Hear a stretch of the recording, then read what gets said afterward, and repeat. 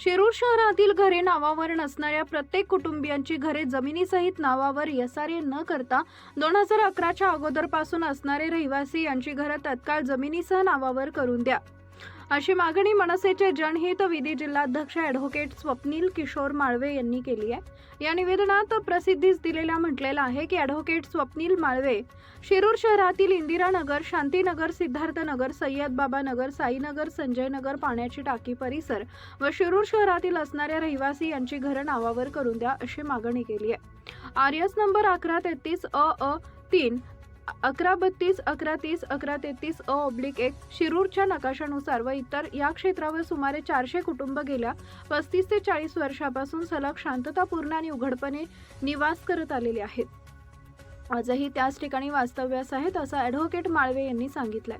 सदरच्या या रहिवाशांकडे 1 जानेवारी 2011 पूर्वीचे वास्तव्याचे ठोस पुरावे, उदाहरणार्थ घरपट्टी, पावत्या, वीज बिल, निवडणूक ओळखपत्र उपलब्ध आहेत। महाराष्ट्र शासनाच्या वन महसूल व वन विभागानं शासन निवासी अतिक्रमणे शासन निर्णय JR दिनांक 16 मे 2025, दिनांक 16 मे 2018, दिनांक 17 नोव्हेंबर 2018, दिनांक 6 मार्च 2019, दिनांक 25 मार्च 2026 अन्वये स्पष्ट धोरण जाहीर केले।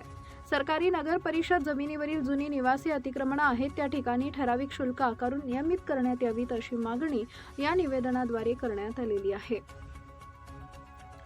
सरकारी जमिनीवरील 1 जानेवारी 2011 पूर्वीची निवासी अतिक्रमणे आहे त्या ठिकाणी नियमाकुल करून देण्याचं धोरण जाहीर केले असताना देखील नगर परिषद प्रशासनानं सदर 400 कुटुंबांचं बायोमेट्रिक सर्वेक्षण करून त्यांची पात्रता निश्चित करून नियमानुसार मालकी हक्क सनद प्रदान करणं कायदेशीररित्या बंधनकारक असताना देखील याबाबत कोणतीही कार्यालयीन कायदेशीर कारवाई संबंधित विभागाचे अधिकारी कर्मचारी व आपणाकडून झालेली नाही, तसा सकारात्मक दृष्टिकोन देखील आपणाकडून झाला नसल्याचं दिसून येत आहे।